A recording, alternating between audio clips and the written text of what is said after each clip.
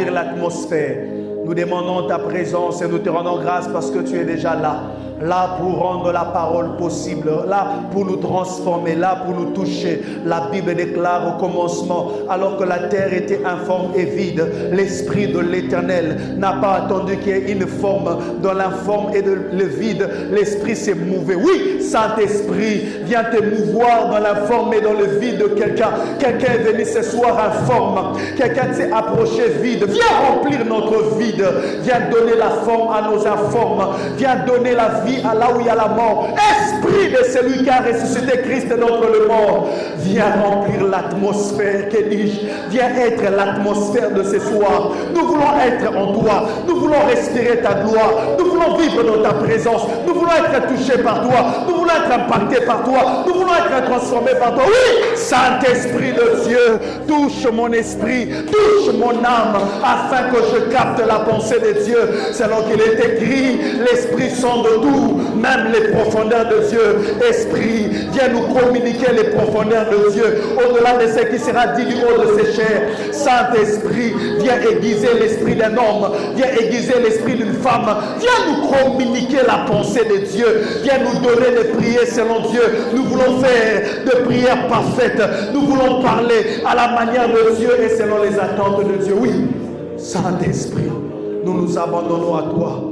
Je demande ta grâce ce soir, j'implore ta grâce, je veux ta grâce, je désire ta grâce, fais-moi grâce Seigneur ce soir, d'être une source de bénédiction. Saint-Esprit, parle, utilise-moi pour ta gloire, afin que le nom de Christ soit glorifié. Oui Seigneur, je te prie, je te demande, je t'implore, bénis ta parole, parle à nos cœurs, au nom de Jésus-Christ.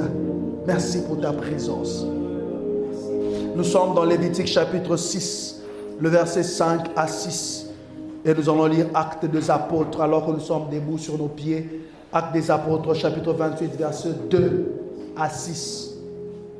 Et Lévitique, chapitre 6, verset 5 à 6. Actes, chapitre 28, verset 2 à 6. J'aimerais dire à Dieu merci pour la grâce qu'il me fait ce soir d'apporter la parole. C'est une grâce. Ce n'est pas une habitude, c'est une grâce venant de Dieu. Et je réintègre, je renouvelle ma reconnaissance à l'égard du couple pastoral, Pasteur Caleb ainsi que Maman Fifia, de là où ils sont, que Dieu leur bénisse abondamment. Je disais que Dieu leur bénisse abondamment. Amen. Et que Dieu bénisse tout le corps de serviteurs et des servants de Dieu qui travaillent à leur côté.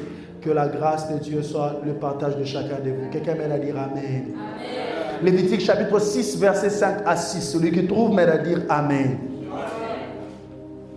Il est écrit, le feu brûlera sur l'autel. Il ne s'éteindra point.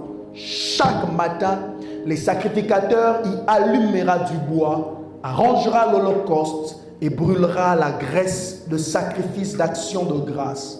6.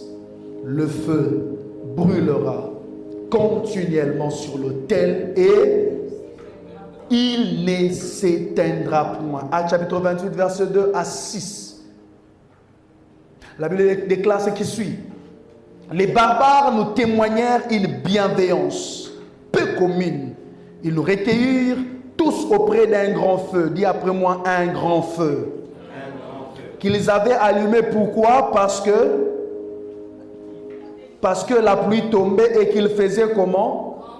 Et qu'il faisait grand froid. Paul ayant ramassé une tasse de broussailles et l'ayant mis au feu, une vipère en sortit par l'effet de la chaleur. Par quel effet?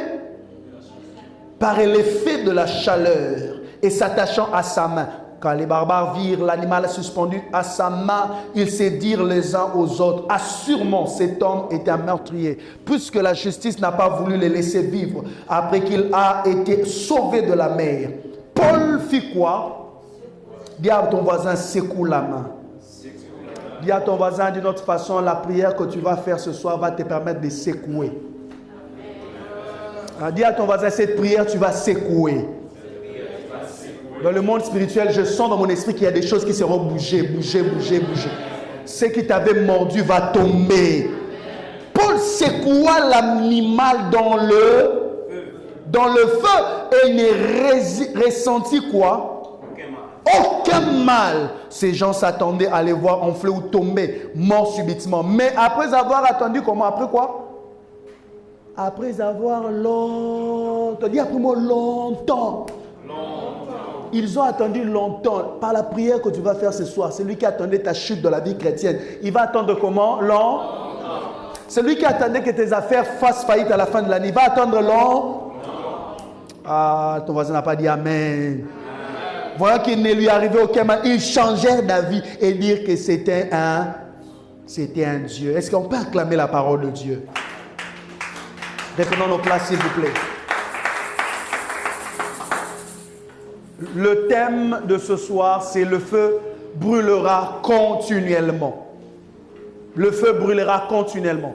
Bien-aimés dans le Seigneur, notre texte que nous venons de lire ce soir se situe dans le livre de Actes, le chapitre 28. C'est le deuxième texte. Le premier texte que nous avons lu, qui est notre texte de base, se situe dans le livre de Lévitique. Lévitique, selon les écrits bibliques, se trouve en troisième position. Genèse, Exode, Lévitique. C'est parmi les livres que Moïse aurait écrit par inspiration, révélation. Il a reçu de la part de l'Éternel. Lévitique contient les prescriptions ou les recommandations liées au sacerdoce, à la manière de servir Dieu, comment faire pour chaque demande liée à l'œuvre de Dieu. Et quand Dieu parle à Moïse, il dit souvent à Moïse, tu diras à Aaron et à ses fils. En fait, Lévitique est une ombre qui préfigurait l'œuvre de Christ. Quand vous lisez Lévitique en détail, vous allez comprendre en profondeur ce que Jésus a accompli à la croix.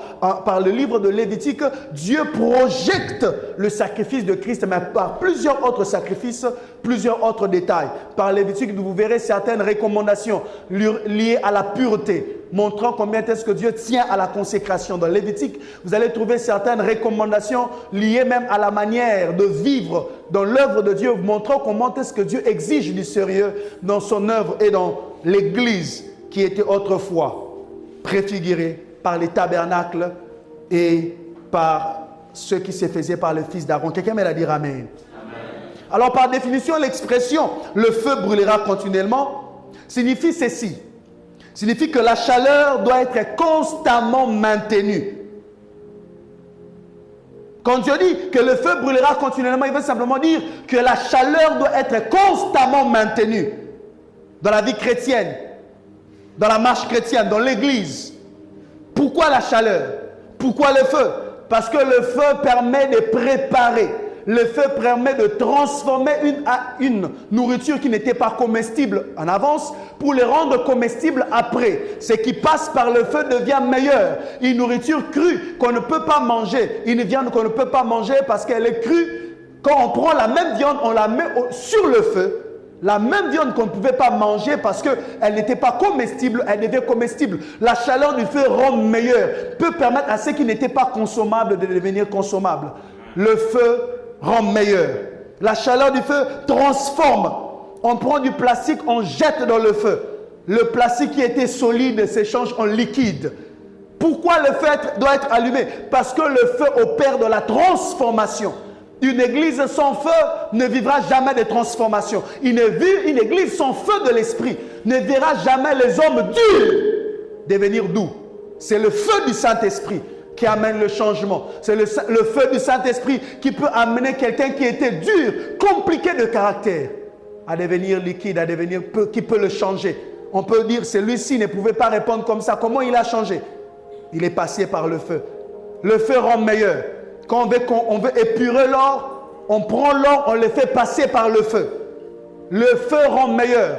Quand Dieu dit que le feu brûlera continuellement, cela aussi peut signifier que l'église que nous sommes, nous avons besoin de maintenir la flamme de l'esprit allumée constamment parce que ce feu nous rend meilleurs. Dis à ton voisin, le feu du Saint-Esprit te rend meilleur. Je prie et je demande à Dieu qu'à partir de ce soir, que Dieu allume le feu de l'esprit dans la vie de plusieurs. Que plusieurs personnes en ce lieu qui n'avaient pas le feu de l'esprit ou qui avaient leur feu éteint soient en train de vivre une alimentation. Qu'est-ce que je suis en train de dire? Que Dieu t'embrase au nom de Jésus. La Bible déclare dans la chambre haute, Jésus dit à ses disciples, n'allez pas rester à Jérusalem. Pourquoi? Parce que vous avez la connaissance, vous savez ce que vous devez dire, vous savez ce que vous devez proclamer. Vous avez entendu de moi des choses, vous avez entendu de moi l'évangile, vous avez reçu de moi la formation. Mais cette formation sans feu ne peut rien produire. Cette formation sans le feu du Saint-Esprit ne peut pas changer quelqu'un. C'est pourquoi il est écrit, tout à coup il va du ciel, un bruit comme celui d'un feu impétueux. Et le feu descendu sur chacun d'eux. Ils se mirent à parler en d'autres langues. Le feu de l'Esprit a amené un shift, a amené du bruit, a amené une transformation. Les hommes qui parlaient normalement ont commencé à s'exprimer à une langue qu'eux-mêmes ne pouvaient pas comprendre. Mais ceux qui les attendaient pouvaient entendre qu'ils étaient en train de glorifier les Seigneurs. Ils sont venus pour comprendre ce qui s'est passé. Je prie que Dieu allume un feu dans cette église qui ne va pas laisser les quartiers indifférents. Je disais que Dieu allume un feu dans ta vie qui ne laissera pas tes voisins indifférents. Je disais que Dieu allume un feu dans ta chambre. Même ceux qui ne croient pas à l'évangile, même ceux qui ne croient pas à la connaissance que tu es en train de proclamer, ils ne laisseront pas indifférents vis-à-vis du feu qui vont s'allumer. Je disais que Dieu allume un feu dans ta vie, que ta vie soit une vie enflammée. Dis après moi, enflammée. Alors que tu le déclares, j'annonce au nom de Jésus, cette fin de l'année est une fin enflammée. Ta vie sera enflammée. En cette soirée, que Dieu t'enflamme au nom de Jésus. Le feu brûlera continuellement. Cette expression veut simplement dire aussi que l'action du Saint-Esprit doit être permanente. Aide-moi à dire à ton voisin, l'action du Saint-Esprit doit être permanente. L'action du Saint-Esprit doit être constante et permanente. Pourquoi? Comme je l'ai dit, pour chauffer, pour cuire, pour transformer, pour éclairer. Le feu ne sert pas qu'à transformer ou à préparer. Le feu permet aussi d'éclairer. Quand il y a du feu, il n'y a pas de ténèbres. Quand il y a du feu, à l'époque où il n'y avait pas de lampe, dans l'Antiquité, quand il n'y avait pas de lumière, quand il n'y avait pas d'interrupteur, ceux qui existaient autrefois avaient tendance à allumer du feu pour s'éclairer. Aide-moi à dire à ton voisin que le Saint-Esprit te claire. Et voici comment je vais annoncer la pensée que Dieu m'a mis à cœur de partager ce soir. Je vais parler de 3 conditions pour faire brûler le feu continuellement. Et je vais répondre à la question, comment maintenir le feu? Et je vais terminer par dire 2 choses qui arrivent lorsque le feu est allumé. Et nous allons prier. 1. 3 conditions pour faire brûler continuellement le feu. Première condition, ceux qui sont en train de noter. La Bible déclare ce qui suit. Dans le livre de Actes chapitre 28, à partir du verset 2. Ils nous recueillirent tous auprès d'un grand feu qu'ils avaient allumé parce qu'il se faisait grand froid. Première condition, pour faire en sorte que le feu soit en train de brûler continuellement. Il ne faut pas tolérer la froideur. Dis à ton voisin, il ne faut pas tolérer la froideur. Tu ne peux pas travailler à la constance du feu si tu tolères la froideur, si tu aimes la froideur, si tu te plais à la froideur, si tu aimes rester dans une atmosphère où il n'y a pas de feu. Vous savez, il y a des gens qui aiment que l'église soit une église sans feu, une église sans l'action de l'esprit, une église sans don spirituel, une église sans guérison de malades, une église sans proclamation de ce que Dieu est capable de faire avec puissance. Quand tu aimes, tu tolères la froideur dans l'église, dans ta vie chrétienne, tu ne travailleras pas à maintenir le feu. Ne peut maintenir le feu constamment allumé que celui qui comprend qu'il ne faut pas tolérer la froideur. Je prie que Dieu te donne le cœur de ne pas tolérer la froideur. Que Dieu te donne la rage de ne pas aimer la froideur. Quand tu regardes ta famille, quand tu regardes ta manière de vivre, quand tu regardes ta vie de prière, tu peux prier des heures et des heures. Tu ne vois même pas une vision. Tu n'as aucune révélation. Toi, tout ce que tu sais de Dieu, il faut que quelqu'un te dise. Il faut qu'un prophète te prophétise. Il faut que quelqu'un ait un rêve sur toi. Je prie que Dieu te donne la haine de la froideur. Que Dieu te déconnecte de la froideur au nom de Jésus. Quand tu entres dans ta famille, quand tu entres dans ta maison, lorsque tu te rendras compte que les choses spirituelles ne marchent pas comme elles étaient censées être, que Dieu te donne la rage de dire trop c'est trop, il faut que les choses changent, il faut que la froideur s'en aille au nom de Jésus. La froideur empêche aux gens de monter spirituellement. La froideur empêche aux gens d'aspirer à la prochaine dimension. La froideur empêche à l'église de grandir. Une église froide ne va pas grandir. Une église froide ne va pas vivre. Est-ce que vous savez qu'il y a des églises qui grandissent? Non pas parce que le pasteur prêche bien, non pas parce que le pasteur est théologiquement bien équipé, mais simplement parce que l'église est sous la chaleur du Saint-Esprit. Les gens viennent, ils ne savent pas pourquoi ils viennent. Parce qu'il y a un mouvement de l'esprit qui les attire. Il y a a un feu spirituel qui les Pierre n'avait pas encore prêché, mais il y avait déjà 3000 personnes. Qu'elle dit, plus de 3000 personnes, c'est 3000 qui se sont convertis. Les autres se sont endurcis. Si 3000 se sont convertis, combien de personnes ont été attirées par l'action de l'esprit? Quand tu es dans un lieu où il n'y a pas de feu, où il fait très froid, de loin quand tu vois le feu, ça attire. Je suis habitué à prier dans des lieux seuls, dans des lieux retirés, dans des montagnes. Et je vous dis, il y a des montagnes où je suis monté, où la montagne entre dans les nuages. Il fait très froid. Il suffit de voir du feu de loin pour sentir que tu es attiré par le feu. Parce qu'il fait tellement froid que tu peux tomber. Tu peux faire une crise. Là où il y a le feu, même de loin, les gens vont remarquer. Quand il y a le feu de l'esprit, celui qui est dans la froideur va se dire non. C'est vrai, on ne l'aime pas. C'est vrai, on le critique. Mais pour mon problème, je pars chez notre petit frère, notre cousin, notre oncle qui a une vie de prière. Parce qu'on sent en lui, il y a quelque chose de Dieu. Dis à ton voisin que le feu de Dieu restaure en toi la chose de Dieu. La chose de Dieu. En lingala, on dit bien. On dit comment? Que Dieu restaure en toi la chose de Dieu.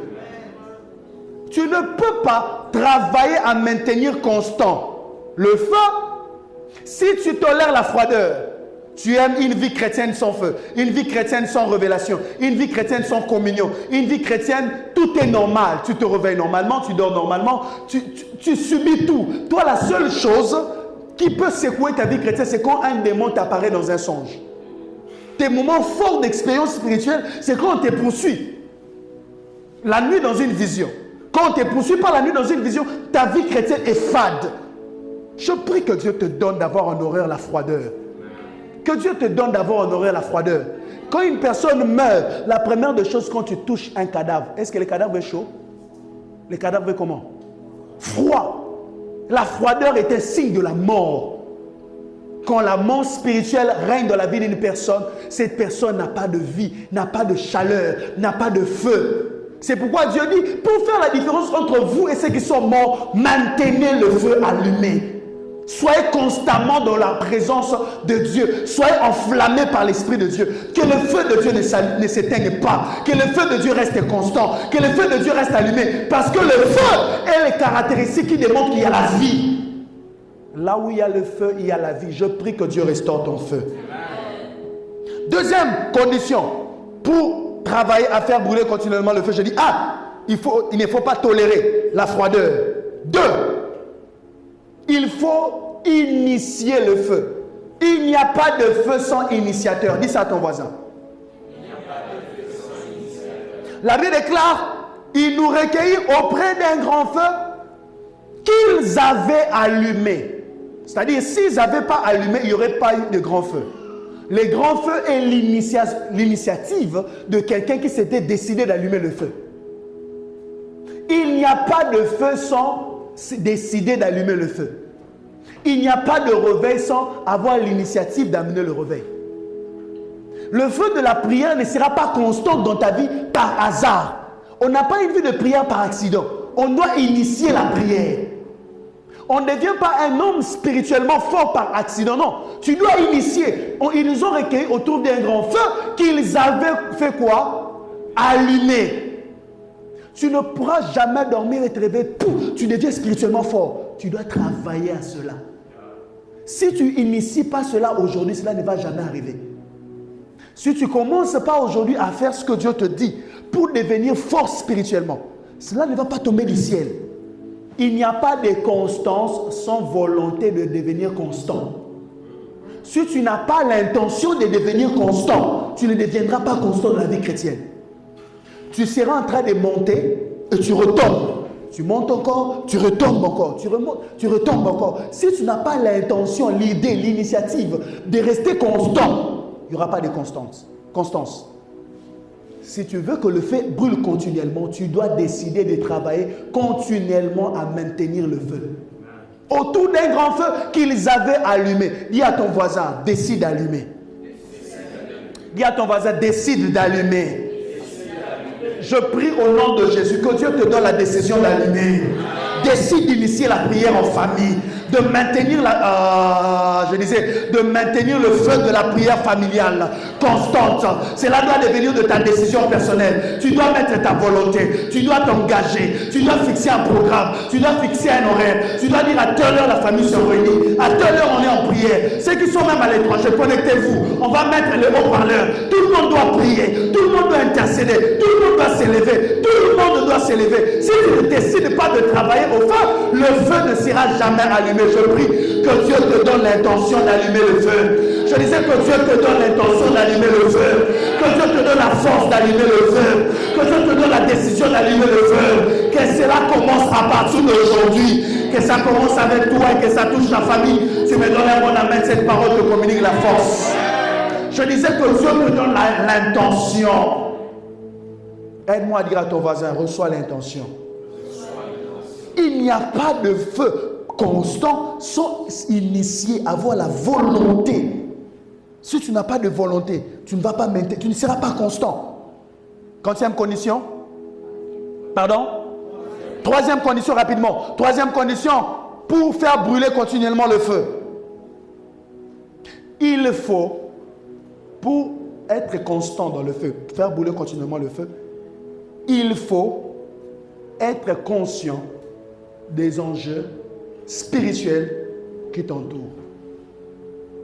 Je répète, il faut être conscient des enjeux spirituels qui t'entourent. Actes chapitre 28, verset 2.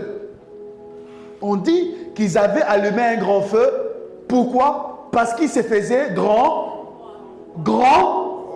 froid. Ils étaient conscients des enjeux, de l'atmosphère qui les entourait. Ils se sont dit, on va allumer un feu parce qu'il y a une atmosphère de froideur qui risque de nous tuer. C'est la conscience des enjeux atmosphériques qui les avait entourés, qui les a motivés à pouvoir allumer le feu. Tu ne pourras jamais travailler à maintenir constant le feu de l'esprit si tu n'es pas conscient des enjeux spirituels qui t'entourent. Si tu te comportes comme celui qui n'a pas les mêmes combats que toi, tu vas mener une vie normale comme lui alors que toi tu es entouré d'un grand froid. Lui il vit à l'équateur. À l'équateur il fait chaud. Il n'a pas besoin d'un grand feu. Mais toi tu es au pôle Nord. Spirituellement dans votre famille il règne un grand niveau de froideur. Tu ne peux pas prier comme lui. Dis à ton voisin, tu ne peux pas prier comme lui. Tu ne peux pas te consacrer comme quelqu'un dont les enjeux spirituels ne sont pas pareils. Grand froid, grand feu. Tu ne peux pas prier à la dimension spirituelle de quelqu'un qui n'a pas les mêmes enjeux spirituels que toi. Pour eux, voyager c'est facile, mais pour vous, trouver même un papier, finir les études, c'est compliqué. Tu ne peux pas te comporter comme quelqu'un dont la vie a rendu les choses faciles, alors que toi tu vis dans une atmosphère de grand froid. On ne parle pas de froid, papa, on parle de quelle dimension de froid? Grand froid. Certains, pour avoir des marchés, c'est facile. Mais toi, pour avoir des marchés, tu sens qu'il y a des combats. Même quand on te recommande, il faut que la personne commence même à douter de ton expérience, de ton expertise. Tu envoies même des images de ce que tu as réalisé. Et que la personne te dit, je vais réfléchir. Dis à ton voisin, à cause du niveau de foi, élève ton niveau. Je disais, à cause du niveau de foi, du froid qui t'entoure, que ton niveau de prière s'élève, que ton feu s'élève. Je disais que ton feu s'élève, que Dieu élève la dimension de ton feu. Que Dieu élève la dimension de ton feu. Seigneur, je te prie de me donner la capacité de me tenir à la brèche à cause des enjeux spirituels qui m'entourent. Il y a des gens ici, vous ne dormez pas normalement. Vos nuits sont des nuits de combat. Je prie au nom de Jésus que la force nécessaire pour élever la dimension de feu soit communiquée à quiconque en ce lieu. Rencontre des combats qui ne sont pas normaux, qui sont des grands combats. Un grand feu pour un grand combat. Seigneur, je prie, ne me laisse pas avoir une vie de prière normale alors que mes combats ne sont plus normaux. Mes combats sont montés de niveau. Donne-moi aussi de monter de dimensions. Mes réalités sont montées de niveau. Donne-moi aussi de monter de dimensions. Je prie dans le nom de Jésus. Les défis de mon église, les défis de ma communauté sont tellement élevés. Ma prière et ma demande de Dieu, donne-moi aussi une dimension spirituelle beaucoup plus élevée que les combats de mon pasteur, que les combats de mon église, que les combats de ma nation, que les combats de ma communauté, que les combats de ma famille. Un grand feu pour un grand froid. Un grand feu pour un grand froid. Un grand feu pour un grand froid. Un grand feu pour un grand froid. Un grand feu pour un grand froid. Quand les gens vont te poser la question, pourquoi tu pries en excès comme ça? Il faut leur dire, ma vie n'est pas ta vie. Ma réalité n'est pas ta réalité. Mes combats ne sont pas tes combats. Laisse-moi prier. Parce que quand je regarde à ce que je vis, je sens que je ne vis pas une atmosphère de froideur. Je suis entouré d'un grand froid. Si je n'allume pas le feu, je veux mourir de froid. Je veux mourir de froid. Vous savez qu'il y a des gens qui sont morts de froid. Alors ne me laissez pas être en train de suivre votre rythme en étant en train de vivre des réalités qui sont différentes de vos réalités. Alors que le feu de mon esprit soit beaucoup plus élevé. Parce que mes combats sont élevés. Tu ne peux pas maintenir le feu allumé si tu n'es pas conscient des réalités spirituelles qui t'entourent. Des réalités spirituelles qui entourent ton travail, des réalités spirituelles qui entourent ta famille, des réalités spirituelles qui entourent l'église. Une église autant combattue comme celle-ci ne peut pas avoir un feu normal. Dis à ton voisin, on ne peut pas avoir un petit feu dans cette église. Non, on ne peut pas avoir un petit feu. Il est interdit à un fidèle de cette église d'avoir une vie de prière médiocre. On ne peut pas avoir un petit feu. Les enjeux sont énormes. On ne peut pas avoir un petit feu. Quand je regarde ta vie, tu ne peux pas avoir un petit feu. Tu ne devais pas avoir la dimension de prière que tu as. Avec tous les combats que tu as. Des fois, quand tu restes seul, tu as l'impression. Ce n'est pas une impression, c'est vrai. Tu es en retard. Et tu pries comme si tu étais en avance. Tu n'as même pas de foi. Je prie que Dieu restaure ta foi, qu'il te donne un grand foi, que Dieu te donne une foi élevée, au-dessus de tes défis, que Dieu te donne une vie de prière élevée, au-dessus de tes défis, que Dieu ne te donne pas ces mots, qu'il te maintienne constant. Tape la main de 3 personnes, dis reçois la constance. Tu le reçois au nom de Jésus. Comment maintenir le feu allumé? Comment maintenir le feu allumé? Lévitique chapitre 6, verset 5. Il déclare, chaque matin, les sacrificateurs allumera le feu. Pour maintenir le feu de la prière allumé, il faut le maintenir chaque jour. Dis à ton voisin, chaque jour. C'est pourquoi il est écrit, prier sans cesse. Tu ne peux pas maintenir le feu allumé, le feu de l'esprit allumé, le feu de la prière allumé en priant par délestage. En priant aujourd'hui, demain, tu ne pries pas. Je ne te demande pas de prier chaque jour pendant 4 heures du temps. Non. Je te dis de prier chaque jour. Même si tu pries 10 minutes sérieuses et profondes, 10 minutes sérieuses et profondes, cela vaut mieux que 4 heures du temps vide, sans profondeur. Même si tu pries 30 minutes avec profondeur, chaque jour, cela est beaucoup plus puissant que de faire 3 heures du temps vide. C'est pourquoi la Bible déclare prier sans cesse. Dis à ton voisin, prie sans cesse. Il y a de la constance dans ce qu'on fait régulièrement. Quand tu fais régulièrement une chose, tu permets à cette chose de s'établir, de devenir permanente jusqu'à devenir constante. Tu sais pourquoi ta respiration est constante? C'est parce que tu respires chaque jour. Il n'y a pas un moment de la journée où tu te dis, là je bloque la respiration. Non. Dès que tu bloques, tu meurs. La constance de ta respiration provient du fait que tu le fais chaque instant. Certains hommes de Dieu le disent, et je l'affirme, que la prière est comme la respiration de l'esprit. Tu ne peux pas travailler à la constance de quelque chose que tu bloques. Si tu veux que ton esprit vive en permanence dans la présence de Dieu, maintiens ton esprit en prière. Quelqu'un comprend ce que je dis? Si tu veux être constant, tu dois faire chaque jour. Pour maintenir le feu de la consécration allumé, tu dois te consacrer chaque jour.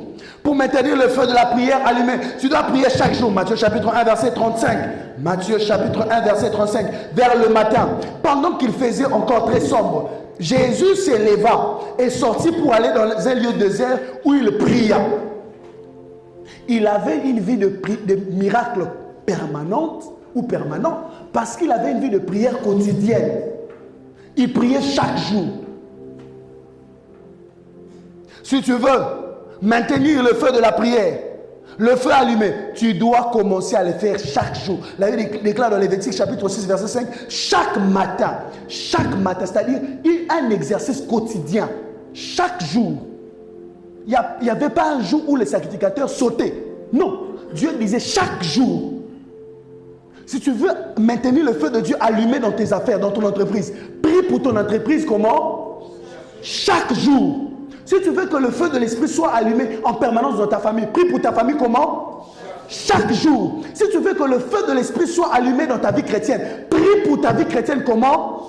Chaque jour. Je prie dans le nom de Jésus. Que Dieu te donne la force de prier chaque jour. Que Dieu te donne la force de prier le matin. Qui te donne la force de prier en cours de route.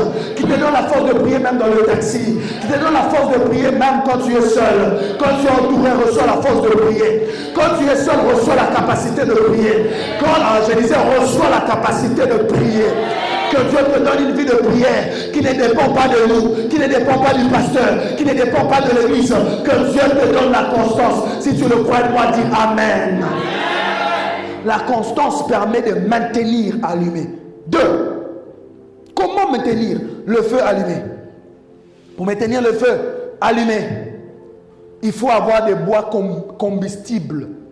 C'est ça? Combustible. On parle de combustion. Lévitique chapitre 6, verset 6. Le sacrificateur y allumera du bois. Du bois.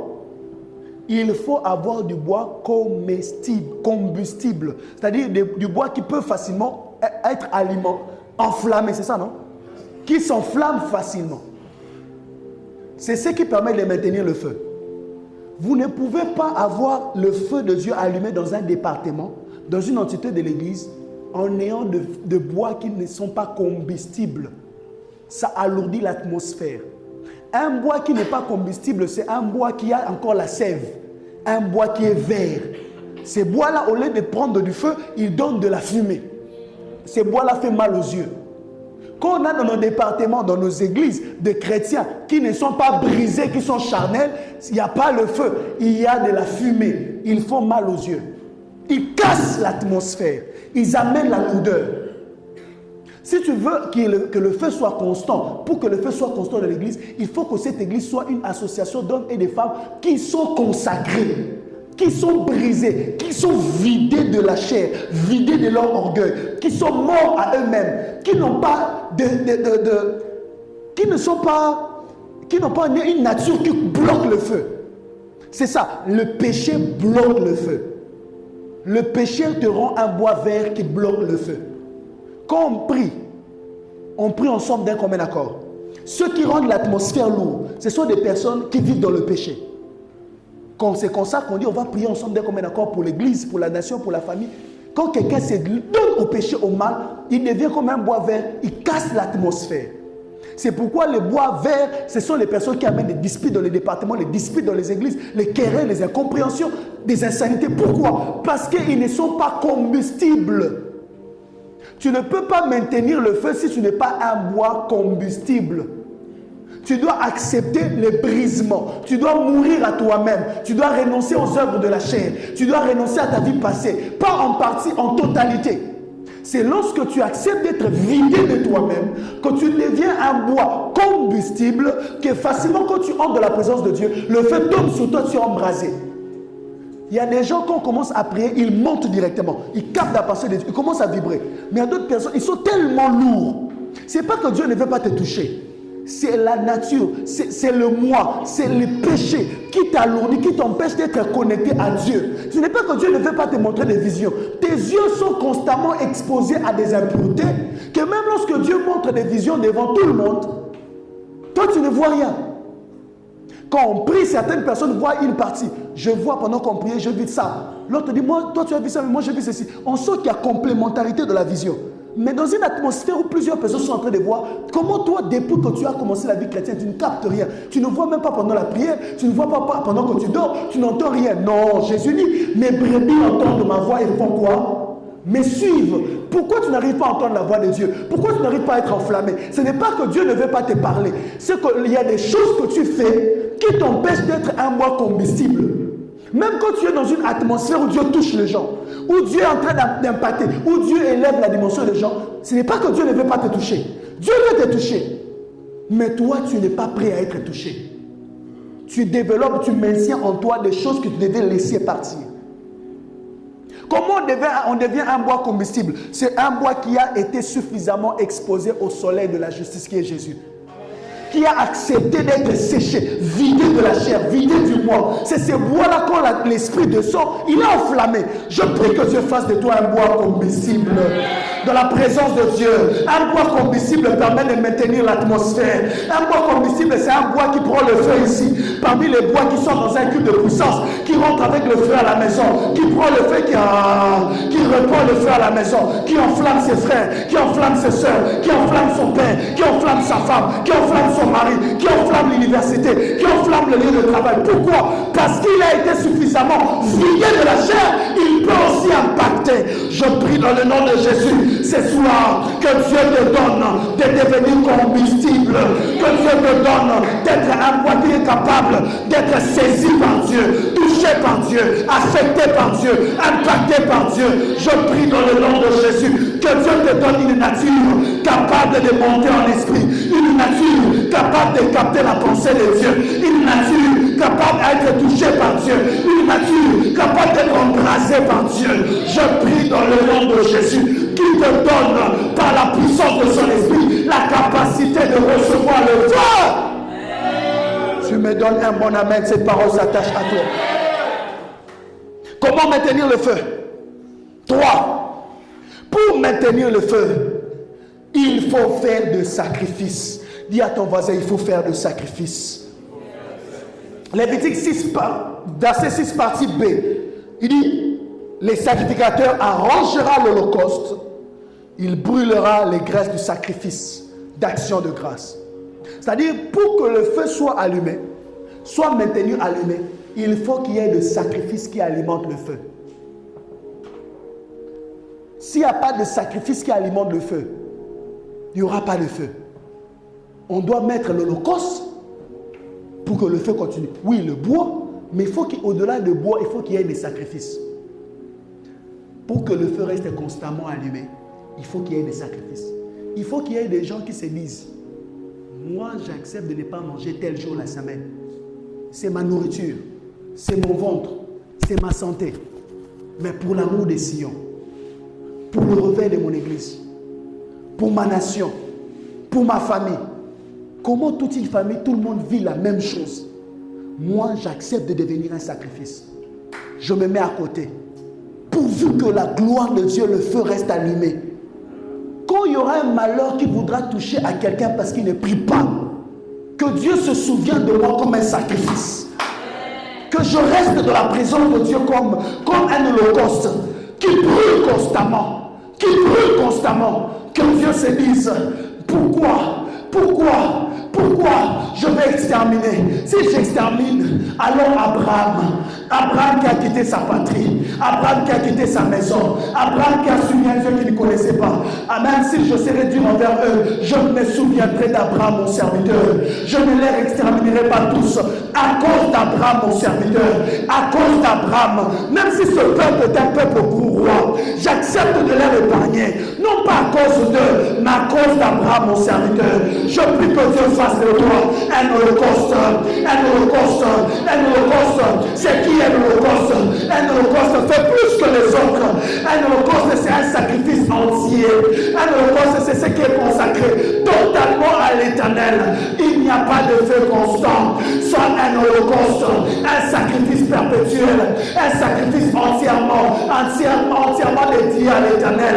Je prie ce soir que Dieu trouve pour cette église des holocaustes, des hommes holocaustes, de femmes holocaustes, de papas holocaustes, de mamans holocaustes, de personnes qui se disent, même pas pour moi, pour mes enfants, même pas pour moi, pour mes frères, pour mes soeurs, pour les générations futures, pour les enfants de mes enfants.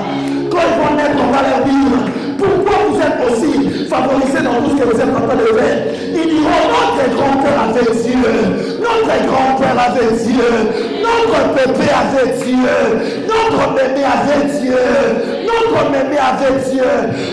dans le nom de Jésus, que Dieu trouve dans cette église des sacrifices, des hommes et des femmes qui font ce qui est demandé, mais qui montent un peu plus, qui font un peu plus, qui montent un peu plus, qui prient à la normale, mais qui montent un peu plus.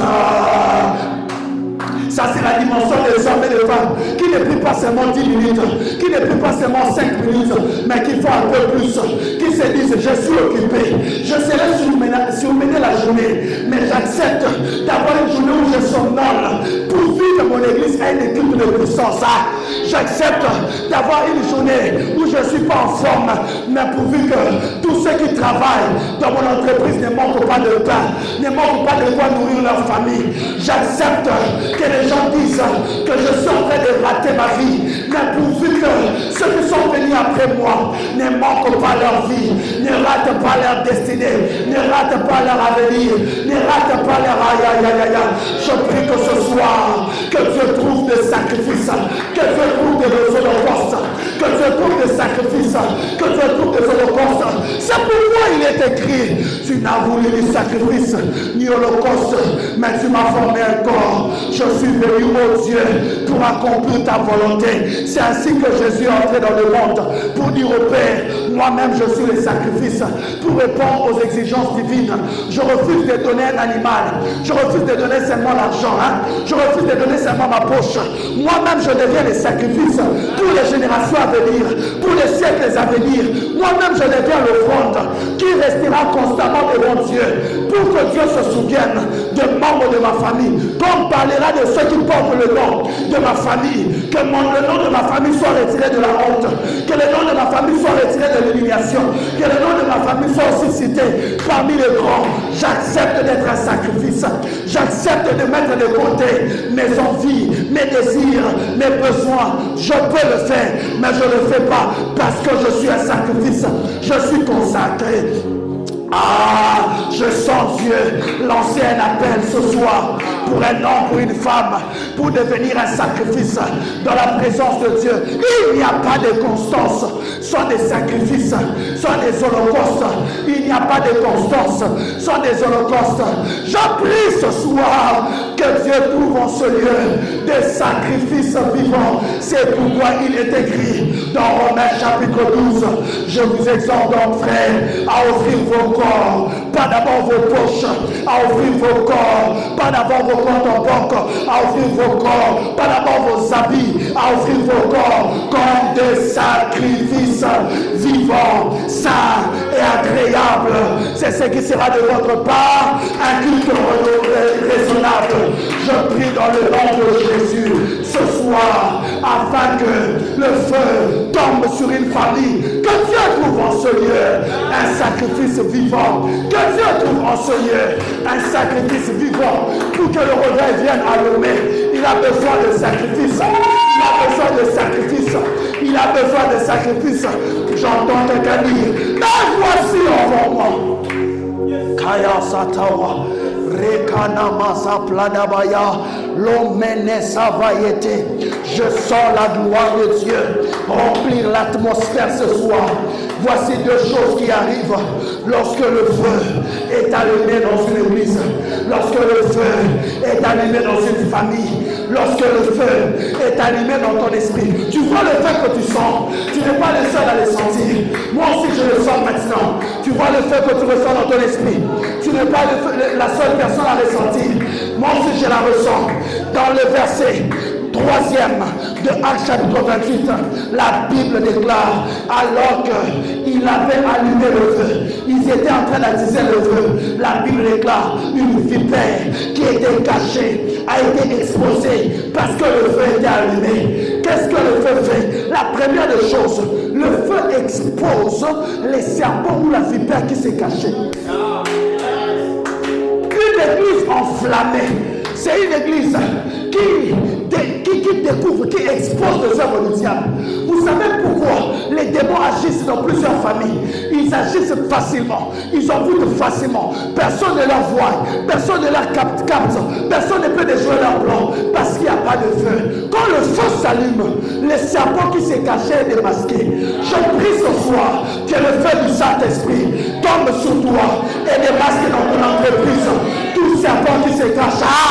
Que le feu de Dieu tombe dans cette église pour exposer quiconque en ce lieu travaille contre nous mais au milieu de nous, travaille contre nous mais parmi nous, travaille contre nous mais pour nous détruire. Je prie dans le nom de Jésus que le feu tombe, que le feu tombe, que le feu tombe, que le feu tombe, que le feu tombe, afin que tu saches que dans toute ta vie, que tu n'étais pas seul. Il y avait un démon qui t'envoûtait, il y avait un esprit qui alourdissait ta vie de prière. Quand le feu tombe, la vipère qui s'est cachée ne pourra plus jamais se cacher. Tu vas te lever et te dire, esprit d'impureté, qui libère ma vie, esprit de sécheresse, quitte ma famille, esprit de blocage, libère ma famille, parce que le feu est tombé. Quand le feu tombe, quand le feu descend, les œuvres de l'ennemi sont exposées. Oh mon Dieu, oh mon Dieu, oh mon Dieu, oh mon Dieu. Deuxième chose que le feu de l'esprit fait. Par ici, je veux finir, on va prier. La Bible déclare, Paul secoua l'animal dans le feu et ne ressentit aucun mal. Lorsque le feu de l'esprit est allumé, ce qui normalement devait te tuer, ce qui normalement devait te faire du mal, Dieu le rend nul et sans effet. C'est-à-dire que le serpent l'avait mordu, la vipère avait le venin, mais comme c'était dans une atmosphère de feu, écoute-moi bien, comme c'était dans une atmosphère de feu, ce qui devait donner la mort n'a pas eu d'effet. Ainsi, je lève ma main droite, je proclame et je déclare ce soir, à cause de l'atmosphère du feu que Dieu libère, que tout ce qui devait te donner la mort, la maladie qu'on t'avait envoyée, l'enchantement qu'on avait libéré, qui devait tuer un membre de ta famille à la fin de l'année, qui devait tuer tes affaires, que cela soit nul et sans effet, au nom de... Je t'entends pas, au nom de... Quand le feu tombe, ce qui devait te tuer ne va plus te tuer. Ce qui devait t'anéantir ne va plus t'anéantir. J'aimerais dire à quelqu'un, le mal ne va pas te tuer. Tu as été mordu, secoue la main. Tu as été mordu, secoue la main. Tu ne vas pas mourir. Tu ne mourras pas. Tu vivras. Tu raconteras les œuvres de Dieu. On t'a menti. On t'a dit de fausseté sur moi. Tu ne mourras pas. L'atmosphère du feu empêche à ceux qui devaient te tuer de te faire du mal. L'atmosphère du feu empêche à ceux qui devaient tuer cette église de faire du mal à cette église. Église la compassion levée. Tu ne mourras pas. Tu ne mourras pas. Même si le diable se disait, ça c'est une morsure, ça c'est une vipère. Si cette vipère mord cette église, ils seront éparpillés. J'annonce comme un prophète de Dieu, rien ne va te tuer, rien ne te fera du mal, rien ne va te tuer. Tu es indestructible, tu es indestructible. Je disais, tu es indestructible à cause de l'Esprit de Dieu, à cause du Saint-Esprit qui habite en toi. Tu ne mourras pas, tu vivras, tu raconteras les œuvres de Dieu. Les œuvres de Dieu. Est-ce que tu peux lever ta voix? Commencer à prier selon que l'Esprit te met à cœur. Commence à prier, commence à vibrer. Ragadabaya. Arabazatala, Melosefna Ato, Etna Hazaba, Rato Sebeli, Palosteme, Randelegeva, Ratatalabaya, Rotelegeva, Ekana Masata, Shedeveza Palaba, Romama Koshande, Mandele Brezataya, Mandele Brezata, Rotelegeva, Rekana Mazapladabaya, Lobredelegevato, Rotelegeva, Shebredelegezia, Radela Haradia Zatalaba.